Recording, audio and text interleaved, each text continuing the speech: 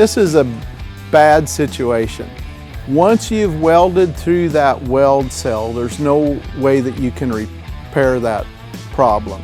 It's going to take a replacement. One of the things that I tell people all the time, if they are using a force gauge, when they put that force gauge in between the electrodes, they need to make sure that the weld control is in no weld.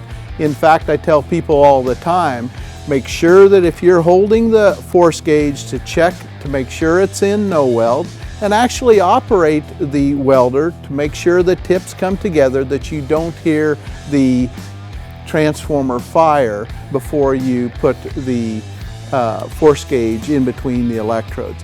And that way that you won't have a problem with welding through that load cell.